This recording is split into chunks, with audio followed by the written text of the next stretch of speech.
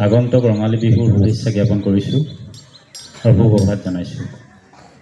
জাতীয় বিদ্যালয় কাকপথাৰৰ প্ৰধান শিক্ষক ধনেশ্বৰ বৰা ডাঙৰীয়া, বিদ্যালয়ৰ সন্মানীয় অভিভাৱক অভিভাৱিকাসকল, সন্মানীয় শিক্ষক শিক্ষয়িত্ৰীসকল, অতি মৰমৰ ছাত্ৰ ছাত্ৰীসকল,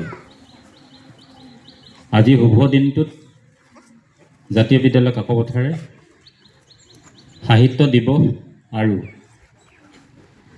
ৰঙালী বিহু আদৰণি অনুষ্ঠান অনুষ্ঠিত কৰিবলৈ আগবাঢ়িছোঁ। প্ৰথম কাৰ্যসূচী হিচাপে আমাৰ সাহিত্য দিৱস হাতত লৈছোঁ। এই সাহিত্য দিৱসটি কিয় অনুষ্ঠিত কৰা হয় আমি নিশ্চয় সকলোৱে জানো, কাৰ বাবে অনুষ্ঠিত কৰা হয়। নতুন প্ৰজন্মই এখন ধুনীয়া পৃথিৱী, সপোনৰ পৃথিৱী, যি বিশেষভাৱে এজন ব্যক্তিৰ কথা আমি ক'ব পাৰোঁ, সাহিত্যৰথী লক্ষ্মীনাথ বেজবৰুৱা। তেখেতক ৰসৰাজ নামেৰেও জনা যায়। চুটিগল্পৰ এজন জনক, সাহিত্যৰ কাণ্ডাৰী। 1864 চনত তেখেতৰ জন্ম হৈছিল আৰু এই সংসাৰৰ পৰা 1938 চনত ত্যাগ কৰি গৈছিল। ত্যাগ কৰাৰ পাছতো অসমত বহু গুণী জ্ঞানী ব্যক্তি আছে। হীৰেণ গোহাঁই ছাৰেও কৈ গৈছিল, লক্ষ্মীনাথ বেজবৰুৱাই যিখিনি কাম আমাক দিব নোৱাৰিলে, কিছু আধৰুৱা হৈ গ'ল, বা কৰি যোৱা কামখিনি আমি কেনেকৈ জীয়াই ৰাখিব লাগিব, সেই কথাও সংকল্প লৈছিল। লক্ষ্মীনাথ বেজবৰুৱাই শংকৰদেৱক প্ৰতিষ্ঠা কৰিছিল, বিশ্বতে প্ৰতিষ্ঠা কৰি থৈ গৈছিল। শংকৰদেৱনো কোন আমি সকলোৱে জানো। কেনেকৈ গোটেই অসমীয়া জাতিটোক একত্ৰিত কৰিবৰ কাৰণে অহৰহ চেষ্টা কৰিছিল।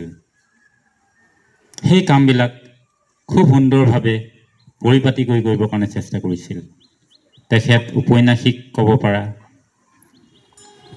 গল্প লিখে, প্ৰবন্ধ লিখে, সাধু লিখে, আৰু আমি যে পুৱাৰ সমাৱেশত মোৰ আপোনাৰ দেশ পৰিৱেশন কৰোঁ বা গাওঁ, কোনে লিখিছিল সেই কথাও আমি জানো, হয় নাই? কোনে লিখিছিল?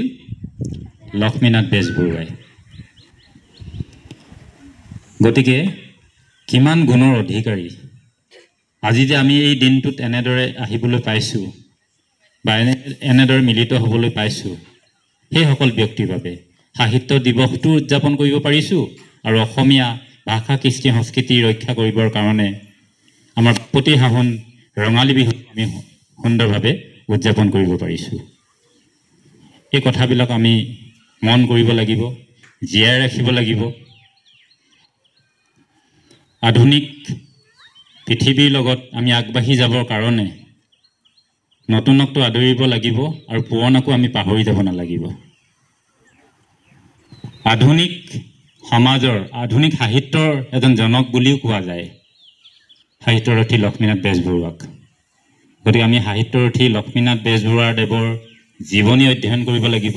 যেতিয়াই আমি জীৱনী অধ্যয়ন কৰিম, তেতিয়া আমি গম পাম সাহিত্যৰ জগতত কেনেকৈ তেখেতে খলকনি তুলি নতুন দিগন্তৰ দিশে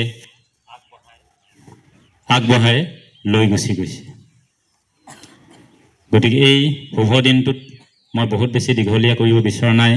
শেষত পুনৰবাৰ সকলোলৈ ৰঙালী বিহু আগন্তুক শুভেচ্ছা জ্ঞাপন কৰি, আৰু সাহিত্য দিৱসৰ যি শুভ দিন, এই দিনটোত যাতে আমি সকলোৱে সংকল্প হৈ সাহিত্যৰ পৃথিৱীখনক খলকনি তুলিবৰ কাৰণে সংকল্পবদ্ধ হওঁ। আহক। ধন্যবাদ।